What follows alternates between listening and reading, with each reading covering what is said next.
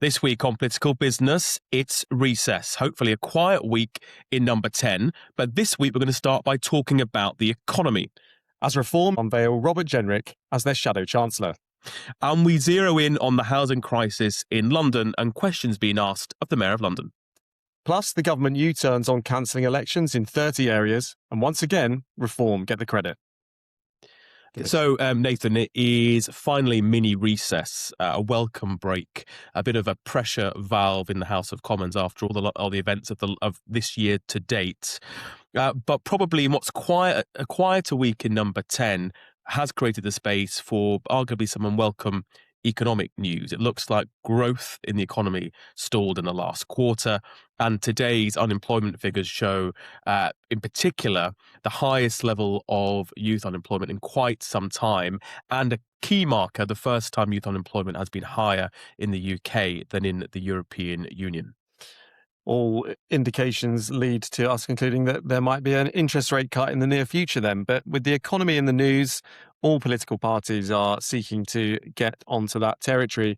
So we've had the news today that Robert Jenrick is about to be, or has been announced as the shadow Chancellor for Reform UK, or I'm told officially he can only be called the Treasury Spokesperson as he's not in the shadow cabinet.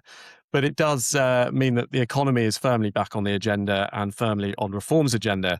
And tomorrow in the City, I think Robert Jenrick and Nigel Farage will be giving their first speech in the role. There have been several other shadow cabinet appointments alongside this, which are quite interesting. And it does show that Reform are seeking to put together a credible team, recognising that this is one of their weaknesses. But this is kind of Reform moving from a protest movement into something that looks, at least cosmetically, like a government in waiting.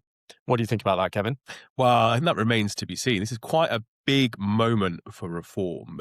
Nigel Farage is not known for somebody that likes sharing the stage. It'll be quite controversial amongst some in Reform, senior figures. Robert Jenrick, of course, only crossed over from the Conservatives in the last few weeks. Others had been pitching to be the economy spokesperson, shadow chancellor. So let's see how well the new team play together.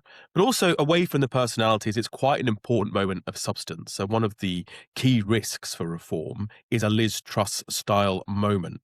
And so tomorrow, the appointment of Robert Jenrick and also the speech later this week there'll be some expectations of actually beginning to hammer out what an economic vision the party has. Is it based on tax cuts? Is it based on, what is the position on welfare benefits? The Reform policy platform is still pretty amorphous. And I think outlining a view on what the economy would look like under Reform is a major, major moment. Will this be Thatcher Mark II for the 21st century, or will it be something entirely different? So quite a major moment. I'd say others as well. Because of the shadow home brief is being filled, and also potentially other roles which I think are still undetermined. For instance, shadow foreign secretary. I know Nadeem Zahawi had been pitching for that, but I'm told that is highly unlikely. I think what's interesting is who they're putting forward for this economy brief. I mean, Jenrick does bring genuine Treasury experience. He was Exchequer Secretary under Theresa May. He was MHCLG Secretary under Boris Johnson, Immigration Minister under Sunak. And it is, I think he can, this I think is part of the logic behind it, that as a Reform figure, a newly Reform figure granted, who, can credibly talk about the machinery of government, which we know is a weakness that Reform have recognised themselves. And I think, Jenrick's job isn't, however, just to be a spokesperson. It is to close that credibility gap, I guess. And as you say, Kevin, I think that partly the timing of the speech tomorrow in the City is a signal to markets that, Reform knows it has a Liz Truss problem. The memory of unfunded tax cuts, crashing the gilt markets is still very fresh and still a live political attack from opponents. And when Nigel Farage was in Davos last month, he said, he's willing to challenge every single tenet of UK economic policy, but then very quickly said that he needed to keep the markets on side. And I think it's that tension between those two positions that Robert Jenrick is trying to navigate. And look, as somebody on the right of politics, I think it's a perfectly reasonable argument that the UK tax burden is too high, the businesses are overtaxed, and the welfare bill needs reform. Legitimate centre-right positions. But the question is, can reform actually articulate them with the specificity and discipline, I suppose, that a potential government needs? And that, all of these things are stepping stones in the central challenge I think the reform has, certainly in the lead up to the elections in May, but then following that as they put a general election platform together to overcome. I think the challenge for Jenrick, however, will always be open to the question, why didn't you say this when you were in government? Did you propose this when you were in the cabinet? Why has your view changed? I think that is a big challenge. And whilst he's a big figure and he challenged for the Conservative leadership and will be one of the few people on the Reform's front bench that have served in government, is he a big beast in the traditional sense of the word? I think that remains to be seen. Also interesting too, the spectre of Liz Truss haunts the whole of politics. It's definitely a quieter week for Keir Starmer, the Prime Minister. That wouldn't be difficult after last week. But there's still questions about could he be challenged later in the year, whether it's after the by-election on the 26th of February, whether it's after the elections in May, or at some other point of crisis which may occur in the coming weeks and months. A line that's being pushed out that I'm hearing increasingly about Angela Rayner is that she would be Labour's Liz Truss. So it's kind of everyone throws that out. Is Reform going to have a Liz Truss moment? Is Angela Rayner Labour's Liz Truss? And it's that spectre of a crisis in the bond markets hangs over this country still, and I suspect will do for quite some time. Almost equivalent, very similar to the way Black Wednesday did for the Tories, probably for a good, approaching over a decade at least. So the Liz Truss continues to have an outsized influence given the length of term that she served in office. Political debates about the economy, all set against the backdrop of elections coming in May, in addition to the by-election in a couple of weeks. And the other massive story from this week is that the 30 local elections that the government had tried to postpone are now back on. And just for a quick recap for those who haven't been following this story, the government had been planning to delay elections in 30 council areas on the basis really that they couldn't run elections and prepare for local government reorganisation at the same time. So it was sort of pointless that all of these places would face elections again in 2 years' time or 1 year's time. So delay them now and go later. Reform UK launched a judicial review against the process of that decision being made. And this was set to be heard at the High Court. But just on the weekend, yesterday morning, on Monday morning, the government effectively folded. They announced that all elections will now proceed on the 7th of May. They've also had to agree to pay Reform UK's legal costs, which I think are around £100,000. And Steve Reed has had to write to council leaders across the country, effectively saying, here's some emergency funding so that you can prepare for the elections in May. So a bit of a shambles from the government to cancel elections. Reform then uses this as a big political tool to whack the government with, saying you're denying democracy and all the rest of it. And then they go on to win the legal challenge. How is this being received in government, and what does it mean for the elections? Well, I think the government would probably point out that the government weren't suspending local elections. Government were giving the option to local councils, some of which were controlled by the Conservatives and the Liberal Democrats, to decide for themselves whether or not they thought the best interests of their local area were served by a delay or by holding the election. So government created the space for others to fill. I think that's probably what the government line would be. A question that's been raised fairly by MPs on the groups is why didn't the Ministry for Housing, Community and Local Government have this legal advice in the first place? It's fair to say that actually when they did have legal advice, and the legal advice was that this was totally legal. It has been suggested that actually comments made since this potential suspension was announced about which party it might benefit by ministers has actually impacted the legal advice, and therefore impacted what could happen with the JR. So basically, it was decided that a line would be drawn very quickly under this. Do it during this recess week and just crack on with it. It's kind of adjusted the number of councillors that Labour expects to lose. So it was originally around 800, probably north of 1,000 with those 30 authorities added in. It will also provide a bit of an unwelcome moment for the Conservatives as well. What it has done is it's just another week, another reminder that this government is seen by those who are uncharitable in the Parliamentary Labour Party as slightly shambolic, although I'm told that the decision was not taken. This is very much been put at the Secretary of State for Communities and Local Government's door rather than Number 10's. But yes, I think it's seen as a reminder again that perhaps this government isn't always travelling in a straight line. Unfortunately for the Prime Minister, the announcement came about an hour and 45 minutes after he was on LBC and asked when the next U-turn would be, and he made some comment about no more U-turns, and I think it was the record actually.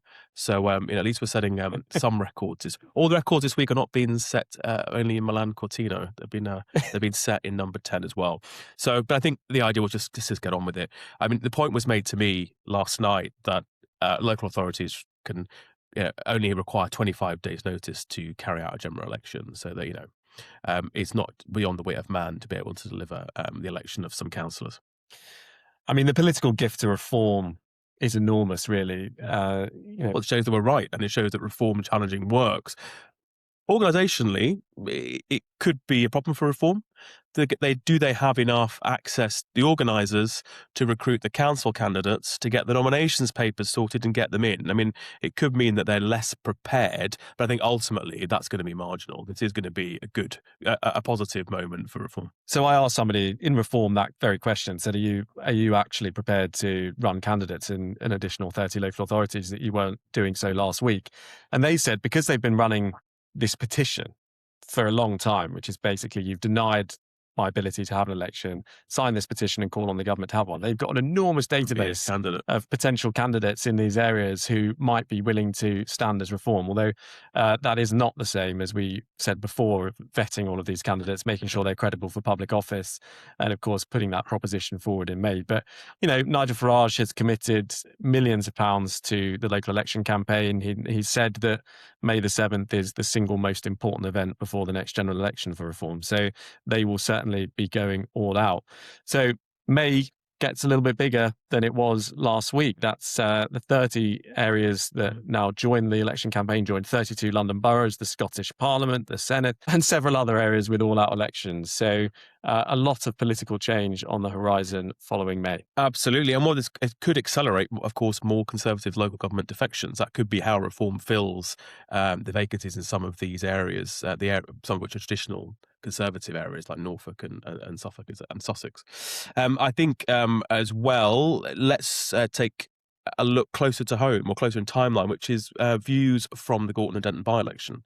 It's taking place on the 26th of February, and sort of whispers sotto voce from Labour that, lo and behold, they're performing better on the doorstep than expected. And even some, Number 10 won't dare say it publicly, but even a possibility that Labour might hold the seat.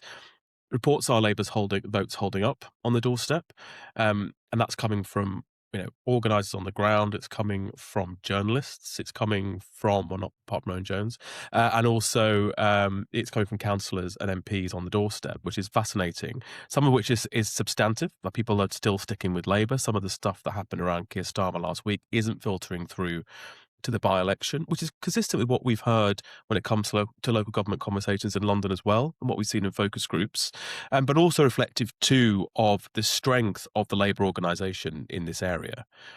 It's got Labour Council, Labour members of Parliament, Labour Metro Mayor Andy Burnham. That's quite a lot of campaigning infrastructure that Reform, and particularly the Greens, don't have. A great hay was made in Labour circles of crowing by the Greens that they took pictures of Labour's campaign centre and there was very few people there, and yet they had this shop that was full of activists and an exciting party atmosphere, and everyone's saying, well, yeah, that's the problem. You're trained as an organiser in the Labour Party, and presumably the others as well, that you have activists in the campaign centre for as short a time as possible. Don't put snacks in, don't put seats in, get your boards, get back out, get campaigning, whereas everyone's kind of just, socialising at the Green campaign centre.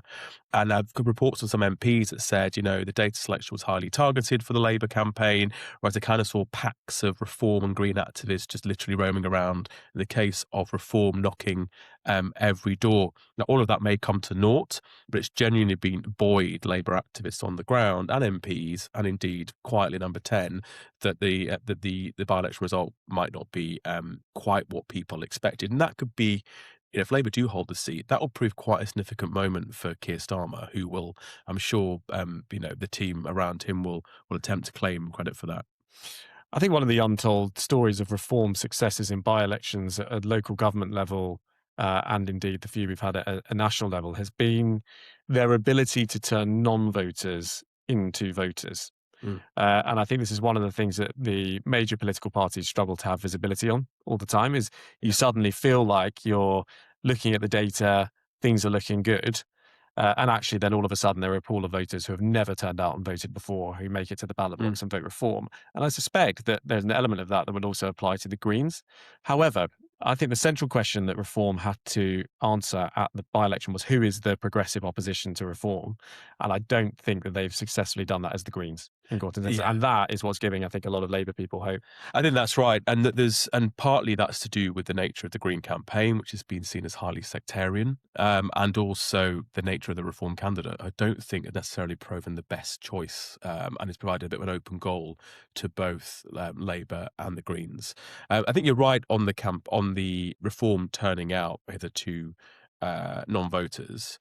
They could be highly targeted Facebook ads that then turn them out that otherwise wouldn't register, for instance. It is the case that under Jeremy Corbyn, the hard left used to always talk about turning out the great, just waking up the great populace, and they come out and vote for a hard left government. That never happened. Under Labour, under Corbyn, it actually transpired that those who didn't vote tended to have the same voter profile as those that did. Whereas if Reform can continue to mobilise probably people that came out first around the Brexit vote and maybe came out for Boris Johnson in 2019, then that will be a new dynamic in British politics. Right, final segment, and I think maybe let's bring this closer to home to our property and development audience, because we had some additional numbers on London's house building that came out just last week, reinforcing what we already know to be a fairly bleak picture, and that is in the last financial year, just 4,170 new homes were started, a 72% fall on the year before. Private housing starts are down 84% since 2015. And in the first half of 2025, just 3,950 new homes were sold in London. And actually, that puts rates down almost as low as early 2009, when we were in the midst of the financial crash. So I think it's pretty clear that London is facing its worst house building challenge since the Second World War. There have been some policies that the government have announced to tackle this, but the government's target is requiring London to build 80,000 homes a year. We're currently at less than 5% of that figure, and that's clearly a systemic failure. This has sort of started to play its way through, I would say, to the London election story this May. But Kevin, how is this all going down in Labour circles? Because we had the accelerator package announced last year, designed to kind of understand this problem and turbocharge it. But even the most optimistic developers don't seem to say that that's going to shift the dial in any meaningful sense. But how is this being handled at a Labour level?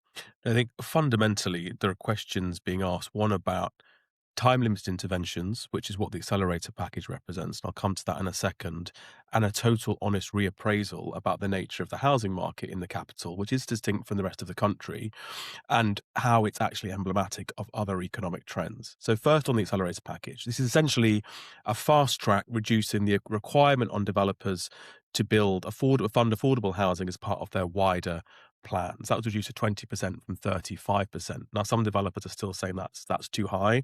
Viability for them will be 5% or below on affordable. But actually, the measures as consulted on by the GLA and MHCLG, that's quite narrow. So the criteria to fit that fast track is quite narrow. Also, the window, you have to have the first floor built. So you have to consent by 2028, the first floor built by 2030. So actually, it really only applies to a very small number of schemes. There are concerns about that. Equally, there are concerns from some Labour boroughs that these measures themselves were kind of a gift, particularly to the Greens. Because the Greens are saying, well, actually, what we need is a total, nationalise the mortgage market or something. But it's basically an unrealistic conversation, quite frankly, in large parts of the London left, and that includes the Labour Party and the Greens and the Liberal Democrats, about what needs to happen to kickstart development in the borough, in the city. And to go back to first principles, what does this slowdown in starts mean? And it's slow not just historically, It's a low number of housing delivery versus our international competitors as well, versus Manhattan, which is not an easy place to develop either, versus Paris and other major world cities and developed economies. And the first is that over time, over the last 30 years, we have layered on policy objectives to the development system. Section 106, where boroughs try and get every single, possible policy need out of developers, affordable housing, transport infrastructure levies, the fact green, there's a lot of concern around the additional cost of achieving net zero in there as well. All these costs cumulatively are only possible to deliver housing in that context in a rising market. The market is not rising because also a lot of development in London relies on strong early stage funding from overseas investors, and moves that started under George Osborne and have continued since under the Conservatives and have not been reversed by Labour have, when it comes to stamp duty, etc. Well, not just stamp duty, lots of different measures have deterred foreign investment. And often it was your investors from East Asia or wherever that capital up front helped forward fund the development. So that's gone. House prices are not rising. The part of the London system predicated on an escalator in house prices. And I think the public haven't really caught up with this. Politicians certainly haven't. London house prices have actually been pretty static for over a decade. And in some places and in some demographics, some housing subtypes is actually declining. So therefore, you can't keep layering on cost when the value is declining. And then the other important part is wages are flat as well, particularly at of course, across the income spectrum, particularly in the lower two quartiles, along with interest rates that are higher, particularly after Liz Truss. But over 10 years, the affordability and access to mortgage products in a market where people are earning less, but increases are fairly modest. Costs have gone up to build. Overseas investment is down. All of that leads to where we are today. And all of that requires a fundamental rethink of how we view housing development in the capital. And it is distinct. And of course, there's fire safety standards built into there as well. Nobody's having that conversation. Some developers are having it. No political party's having that conversation, or one that's in serious contention to run London boroughs or indeed the mayoralty yet. I think for the first time, this has started to seep into the general public debate. Tom Copley, the Deputy Mayor for Housing, was on LBC and was challenged on this and challenged on an article in the Times that said that the Mayor of London is being unhelpful in the application and adoption of the package agreed with MHCLG. He didn't really rebut that and didn't really offer, quite frankly, a good enough narrative from City Hall of why London's not developing and what the mayoralty is going to do about it. And I think that's going to have to change. It's not good enough. The deputy mayors very rarely have scrutiny on them, but outside the realm of politics. But actually, London still isn't developing, isn't building homes. All of this means that the rental market's going to be overheat even further. Housing remains London's number one long-term public policy problem, and it's not being solved. It's not been solved by Labour. It's not being solved by any other party, Anna. With the mayor under scrutiny and the boroughs all about to be reshuffled, now is the time to engage some political advisors, I might say, to start that conversation with borough leaders and future candidates for the mayoralty. So we'd like to end the podcast with our 3 key takeaways. Nathan, kick us off. Watch the reform economy story, with Jenrick announced as Shadow Chancellor for Reform. Engaging with them on matters related to the economy are not only going to lead the debate, but may shape a future government. There are 30 more councils having elections than what was the case 24 hours ago. That's only going to be a good story for reform. So still all eyes on May. And if you work in the London property sector, understanding the politics as well as your viability numbers is key. With the mayor under scrutiny and local elections around the corner, now's the time to start the conversation.